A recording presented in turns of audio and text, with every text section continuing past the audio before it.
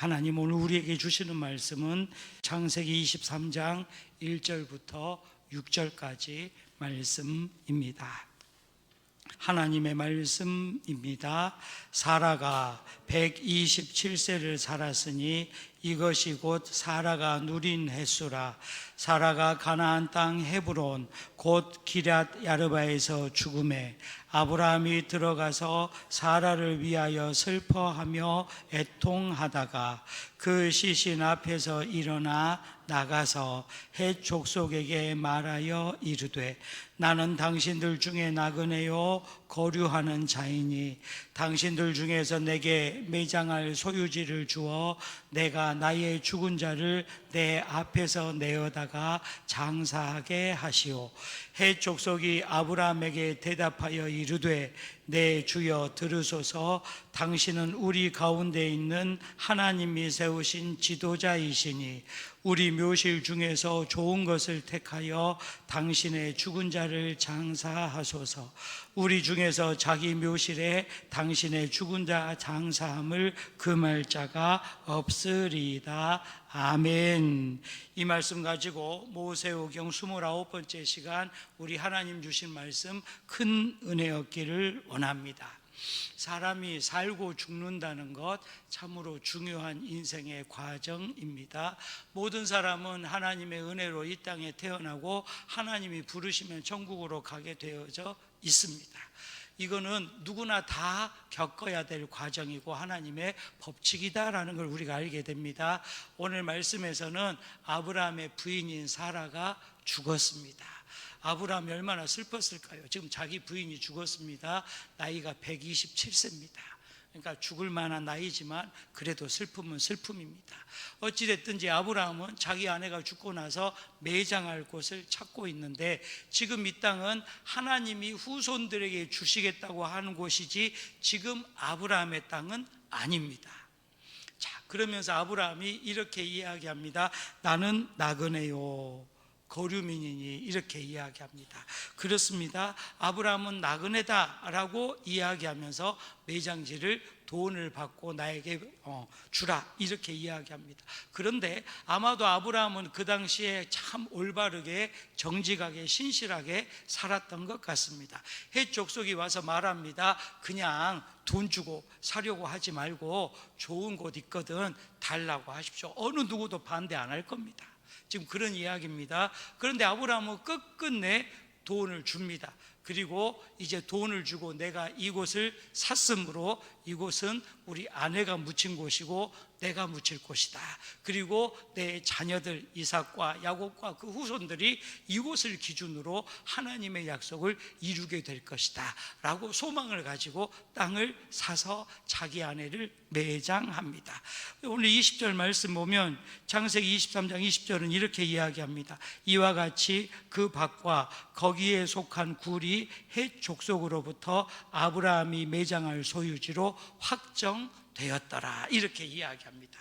아브라함은 정당한 삶을 살고 정직한 삶을 살고 신실한 삶을 살아왔습니다. 그렇다면 이렇게 아브라함이 정직하고 신실한 삶을 살게 할 수 있는 그러한 은혜와 능력은 어디에서 왔느냐? 오늘 우리가 본문 말씀 보면 4절에 나그네요라고 하는 말에서 찾아볼 수 있습니다. 이 아브라함은 소망을 가지고 있었습니다. 소망이라고 하는 말을 문자적으로 보면 어떤 일을 바라다 또는 그 바라는 것이라고 하는 의미가 있고 일상적인 삶에서 가질 수 있는 기대로부터 하나님을 찾고 그 은혜를 체험하고자 갈망하는 마음에까지 이르는 확고한 기대감을 소망이라고 말합니다. 성경적으로 성도의 소망은 예수 그리스도의 재림과 그 이후입니다. 믿음은 세상을 향하여 정직하고 진실해야 한다는 걸 우리는 말씀을 통하여 알게 되어집니다. 여러분 지금 아브라함은 오늘 성경에 보니까 헷 족속에게서 하나님이 세우신 지도자로 인정을 받고 있습니다. 그러면 예를 들어서 그냥 자기 부인이 죽었으니까 매장지 하나 좋은 매장지 그냥 그렇게 무덤으로 사용해도 어느 누구도 말할 사람이 없습니다. 그런데 아브라함은 끝끝내 돈을 주고 삽니다. 여러분, 이게 신앙인들의 모습입니다.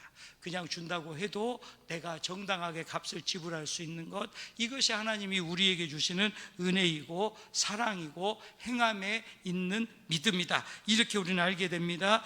데살로니가전서 4장 12절 말씀 보면 이는 외인에 대하여 단정히 행하고, 여러분, 단정하다라고 하는 말은 정직하다라고 하는 말과 결부되어집니다. 연결되어집니다. 그러니까 예수 믿는 사람들은 어찌 보면 하나님 앞에서와 사람 앞에서 함께 정직한 마음과 모습을 가져야 된다는 걸 우리가 알게 됩니다. 고린도후서 8장 27절은 이는 우리가 주 앞에서뿐 아니라 사람 앞에서도 선한 일에 조심하려 함이라, 이렇게 성경은 이야기합니다.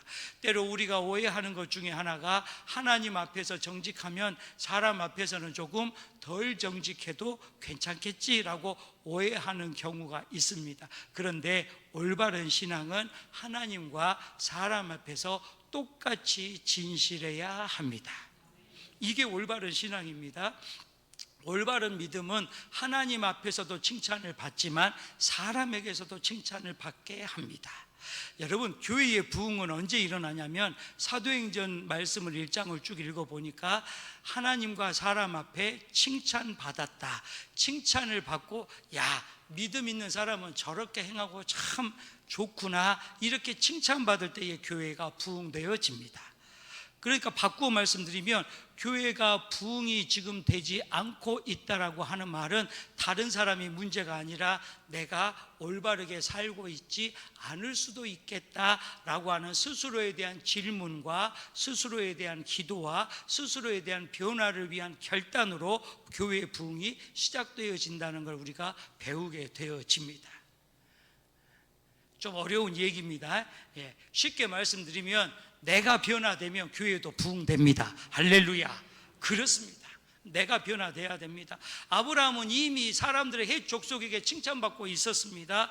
잘 살고 있었던 것 같습니다. 그러니까 매장지도 없고 아무나 골라라, 좋은 거 골라라, 우리가 그냥 주겠다, 이렇게 이야기하고 있는 겁니다. 자, 그렇다면 아브라함은 지금 어떤 삶을 살고 있었는가? 오늘 말씀을 통하여 우리가 나그네라고 하는 이 말씀을 통하여서 어떠한 삶을 살아온지 돌아보고 은혜를 얻기를 원합니다. 첫 번째로 아브라함은 나그네의 삶, 곧 믿음의 삶을 살았다라고 하는 것을 알게 되어집니다. 나그네라고 하는 말은 문자적으로 자기 고장을 떠나 다른 곳에 임시로 머무르거나 여행 중에 있는 사람을 나그네라고 이야기합니다. 여러분, 성경적으로 우리 본향은 하늘에 있습니다. 아침에 말씀드렸듯이 하나님의 나라가 우리 본향이 되어집니다. 아무리 먼 곳으로 여행을 가도, 아무리 오랫동안 집을 떠나 있어도 그래도 돌이켜서 집에 돌아오면 집이 그렇게 편할 수가 없습니다. 한 번도 안 가보신 분처럼 쳐다보시는. 저도 이렇게 어쩌다 하루나 이틀 이렇게 나갔다 오면은요, 집이 좋습니다. 그냥 좋습니다. 먼지가 좀 보여도, 머리카락이 좀 보여도 괜찮습니다. 그 머리카락 제 거겠죠. 그냥 집이 좋은 겁니다. 여러분, 교회도 그렇습니다. 그냥 오랜만에 교회 와도, 하루 만에 교회 와도, 하루에 교회 한 번 정도 안 쳐다보신 분들은 뭔 말인지 모릅니다. 교회 한 번씩 오셔도 그냥 교회가 편하고 좋습니다. 이게 진짜입니다. 이게 믿음의 삶입니다. 믿음은 나그네의 삶이지만 본향을 바라보고 본향이 좋은 그 믿음 안에 있는 삶, 내가 결국 본향으로 갈 거다라고 하는 믿음의 삶, 이것이 나그네의 삶의 모습이다라는 걸 우리가 알게 됩니다. 창세기 47장 91절 말씀을 보면 야곱이 바로에게 아뢰되 내 나그네의 기레의 세월이 130년이니이다 라고 얘기합니다. 하나님이 야곱에게, 아브라함의 자손인 야곱에게 가나안 땅을 주시겠다고 했지만 야곱은 나그네로 살아왔다라고 고백하고 있는 겁니다. 무슨 말이냐면 아직까지 하나님이 이스라엘 민족에게 정착할 땅을 주지 아니하셨다라는 걸 우리가 알게 됩니다. 역대상 29장 15절 말씀도 그러합니다. 우리는 우리 조상들과 같이 주님 앞에서 이방 나그네요 거류민들이라 이야기합니다. 아직까지 확정되지 않습니다. 하지만 이들이 살아갈 수 있는 이유는 무엇이냐면 하나님이 주시겠다라고 약속했으니까 주실 것이다라는 믿음이 있기 때문에 나그네로서도 살아갈 수 있었다라는 사실입니다. 여러분, 우리가 아무리 여행이 좋아도요, 돌아올 집이 있는 사람은 이제 언제면 집에 간다 그러면 이미 마음속에서부터 편안함이 생겨집니다. 그런데 돌아갈 곳이 없는 사람은요, 불안하고 아프고 걱정, 염려, 근심에 살게 됩니다. 왜냐하면 돌아갈 곳이 없기 때문입니다. 하지만 반대로 돌아갈 곳이 있는 나그네의 삶은 믿음이 있기 때문에 행복한 삶이 된다라는 걸 우리가 배우게 되어지는 것입니다. 히브리서 11장 9절과 10절은 이렇게 이야기합니다. 믿음으로 그가 이방의 땅에 있는 것 같이 약속의 땅에 거류하여 동일한 약속을 유업으로 함께 받은 이삭 및 야곱과 더불어 장막에 거하였으니 이는 그가 하나님이 계획하시고 지으실 터가 있는 성을 바랐습니다. 여러분, 우리가 나그네처럼 지금 살고 있다 할지라도 우리는 돌아갈 본향이 있음을 믿으시기를 원합니다. 우리는 하늘의 나라가 있고 하나님의 나라가 있으며 하나님이 우리를 맞아주실 것입니다. 이 믿음이 있는 사람은 나그네의 삶도 행복하게 살아갈 수 있다라는 사실입니다. 우리가 인생을 살면서 불안한 이유는 무엇일까요? 돌아갈 곳이 없으면 불안합니다. 하지만 돌아갈 곳이 있으면 평안하게 되어집니다. 여러분, 세상에서 아무리 어렵고 문제를 만난다 할지라도 하나님의 전 교회에 나와서 하나님 붙들고 눈물을 흘려 기도할 수 있다면 우리는 분명히 이곳에서 믿음의 축복을 얻게 될 줄로 믿으시기를 원합니다. 시편 39편 12절에 여호와여 나의 기도를 들으시며 나의 부르짖음에 귀를 기울이소서. 내가 눈물 흘릴 때에 잠잠하지 마옵소서. 나는 주와 함께 있는 나그네이며 나의 모든 조상들처럼 떠도나이다. 시편에서는 하나님 앞에 나는 주와 함께 있는 나그네이다 라고 말합니다. 여러분, 나그네는 나그네인데 주님과 함께 있습니다. 이것이 하나님이 우리에게 주신 축복의 삶인 줄로 믿으시기를 원합니다. 주님이 함께 계시다라고 하는 말은 돌아갈 곳이 정해졌다 그 말입니다. 여러분, 내가 사는 집이 아니면 누구 집에 얹혀 살면 될까요? 주님 계시는 곳에 얹혀 살면 됩니다. 이게 우리 인생입니다. 꼭 내 것만 고집하니까 힘들죠. 내 것 없으면 주님 것 내 거라고 믿고 그냥 끌어당겨서 사십시오. 이게 믿음입니다. 여러분, 아브라함은 그렇게 살았습니다. 하나님과 함께 살았고 야곱도 하나님과 함께 살았고 이삭도 하나님과 함께 살았습니다. 이스라엘 민족도 하나님과 함께 살았습니다. 그래서 그들은 나그네의 삶이라 하지만 믿음의 삶을 살아갈 수 있었다라고 성경은 말해주고 있는 것입니다. 오늘 이 시간 저와 여러분 우리 인생도 나그네의 삶으로 살아가고 있음을 깨닫고 한 번 더 이 나그네의 삶 가운데서 믿음으로 주님과 함께 살아갈 수 있는 은혜가, 그러한 능력이 저와 여러분에게 있게 되기를 간절히 축원합니다. 두 번째로 본향을 사모하는 삶을 살아야 합니다. 사모한다라고 하는 말은 소망의 삶을 의미합니다. 여러분, 소망이 있는 사람은 항상 기대감이 있고 소망이 있는 사람은 항상 꿈을 꾸며 살아갑니다. 오늘 안 된다 할지라도 내일 무엇인가 하나님이 주시는 소망이 있는 사람은 항상 기쁨과 즐거움으로 살아갈 수 있습니다. 하지만 소망이 끊어진 사람은 낙심할 수밖에 없는 것입니다.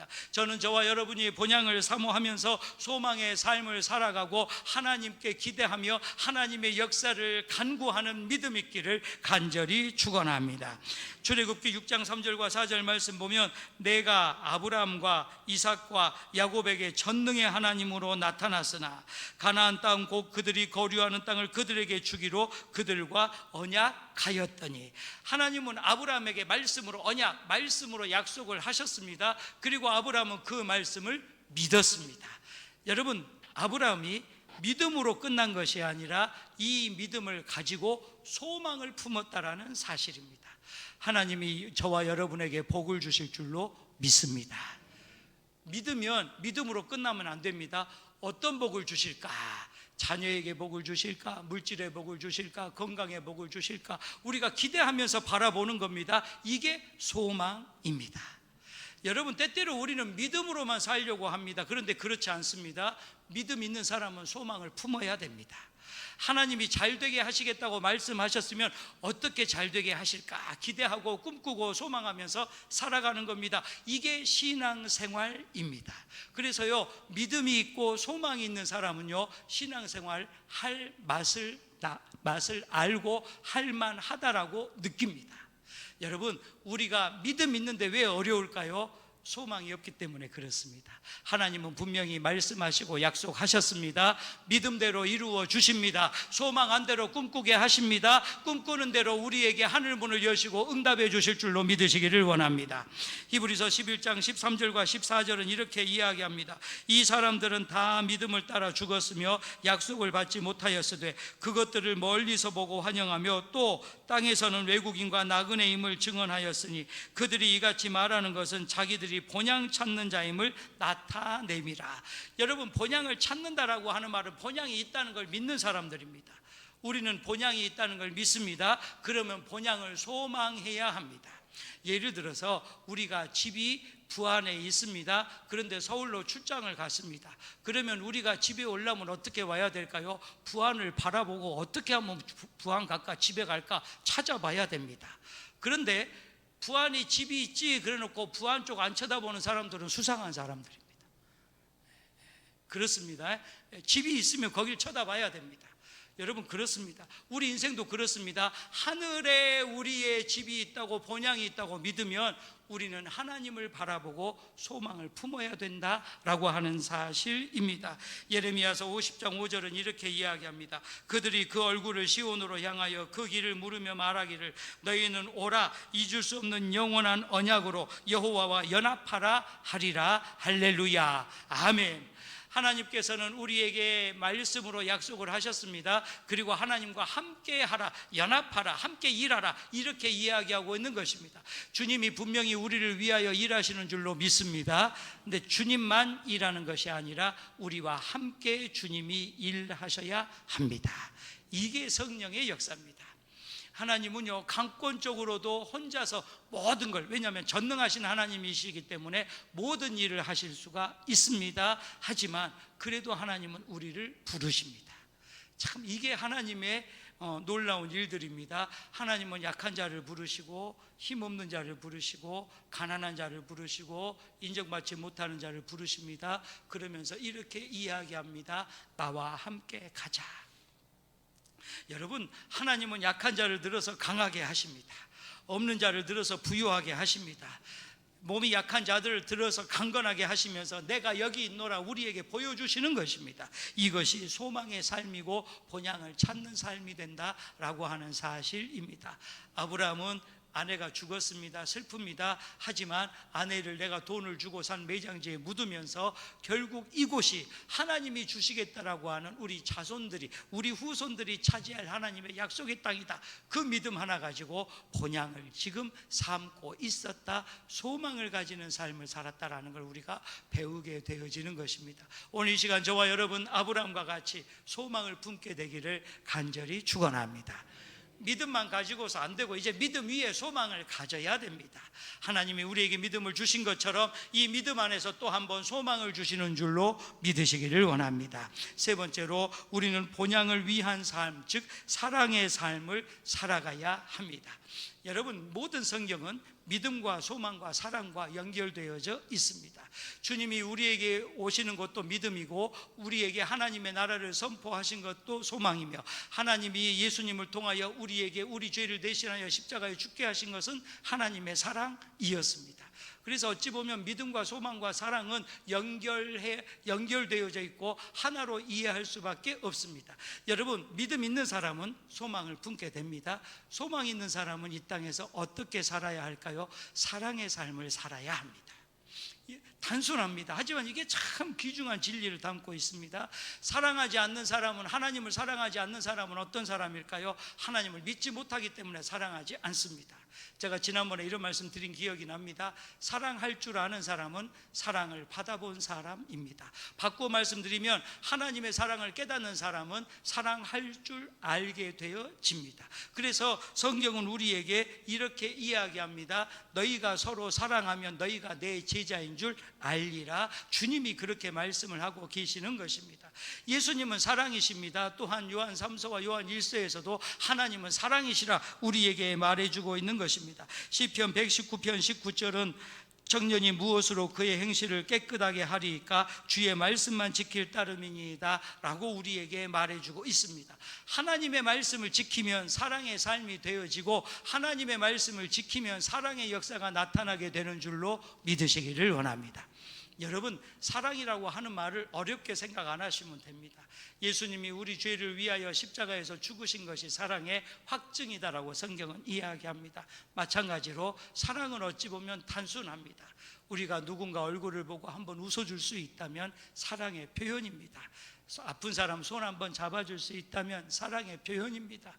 마음이 아프고 말하지 못한 그런 사람들에게 말하려고 안 하셔도 됩니다. 옆에 앉아서 손만 꼭 잡아주셔도 그 손길에서 하나님의 사랑이 전파될 줄로 믿으시기를 원합니다.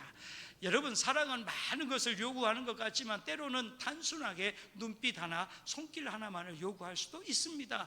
예수님은 우리를 사랑하셨기 때문에 십자가에서 죽으셨지만 예수님은 우리에게 더 많은 사랑을 원하시는 것이 아닙니다. 단지 예수님 바라보고 말씀을 믿고 말씀대로 행할 수 있도록 우리가 노력하는 삶, 이것이 사랑의 삶이 되어지는 것입니다. 우리는 하나님을 사랑하고 또 그러한 사랑을 통하여 이웃도 사랑해야 합니다. 이것이 바로 본향을 위한 삶, 사랑의 삶이 되어지는 것을 알게 되는 것입니다. 누가복음 14장 27절은 누구든지 자기 십자가를 지고 나를 따르지 않는 자도 능히 내 제자가 되지 못하리라 이야기합니다. 마태복음에서는 누구든지 자기 십자가를 지고 나를 따르지 않으면 나를 따라오너라라고 표현을 하고, 누가복음에서는 능히 내 제자가 되지 못하리라. 결국은 자기 십자가를 지고 따라와야 된다라고 하는 사실입니다. 우리의 십자가는 무엇입니까? 사랑입니다.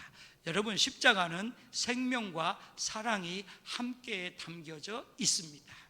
우리가 내 십자가를 지는 것은 바로 하나님을 사랑하기 때문에 가능합니다. 이웃을 사랑하기 때문에 가능합니다. 하나님의 사랑을 깨달았기 때문에 사랑이 가능한 것입니다.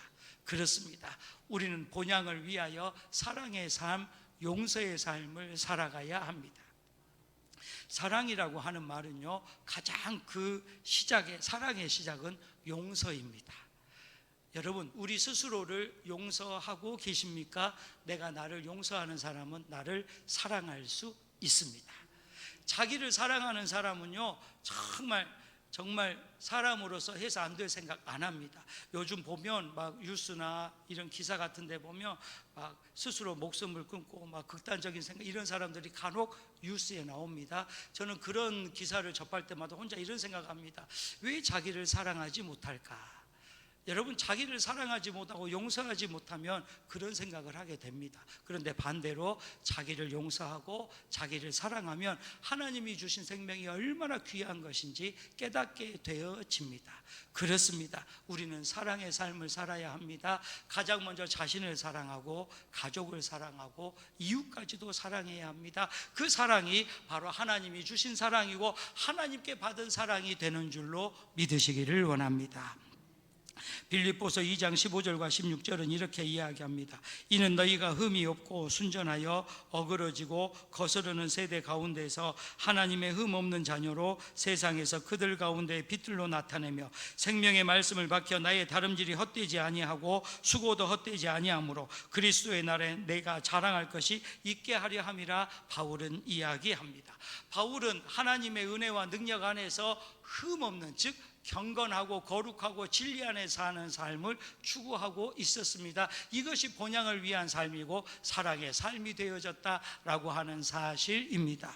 사랑하는 여러분, 오늘 이 시간 저와 여러분에게도 하나님이 주시는 사랑을 통하여 본향을 위한 삶을 살 수 있게 되기를, 그렇게 결단하며 사랑하기 위하여 함께 기도하는 이 시간 우리가 되시기를 간절히 축원합니다. 말씀을 마칩니다. 아브라함은 사라의 죽음을 통해서 해 족속에게 막벨라의 밭과 굴을 정당하게 값을 지불하고 매장지로 소유하게 되어집니다. 아브라함은 가나안 땅의 매장지를 소유함으로 이제 하나님이 주시겠다고 약속한 가나안의 땅을 소망으로 바라보기 시작합니다. 값을 주고 샀으니까 아브라함의 것입니다. 값을 정당하게 준 겁니다. 여러분, 하나님이 그냥 주시겠다고 한 것이 아니라 하나님이 주시겠다고 말씀하셨으므로 내가 값을 주고 산 겁니다. 그러니까 가나안 땅은 이스라엘 민족의 땅이 될 수 수밖에 없었다. 값을 주고 샀으니까 그 땅은 그 후손들이 가져도 됩니다. 여러분, 정복이라고 하는데 내 것이 아는 걸 빼앗는 것이 아닙니다. 내 것을 찾아가는 그러한 과정이 구약에 기록되어져 있다라는 사실입니다.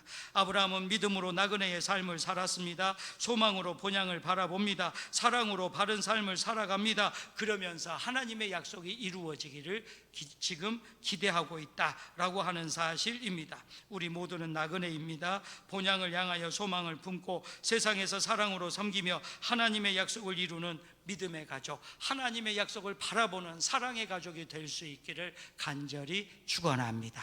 기도합니다. 하나님 감사합니다.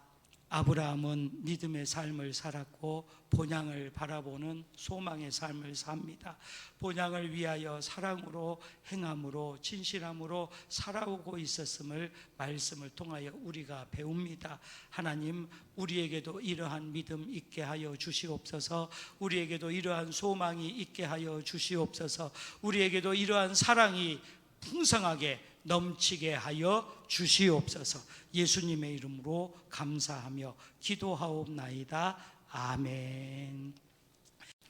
지금은 우리를 구원하시는 예수 그리스도의 은혜와 아버지 되시는 하나님의 사랑과 성령님 감동, 감화, 교통하심이 이 시간 나그네의 삶임을 깨닫고 본향을 사모하며 사랑으로 이 땅에서 올바르게 살기 원하는 믿음의 가족들 머리 위에, 가정과 자녀와 일터 위에, 주의 몸된 교회와 나라와 민족 위에 이제로부터 영원토록 함께 하시기를 축원하옵나이다. 아멘.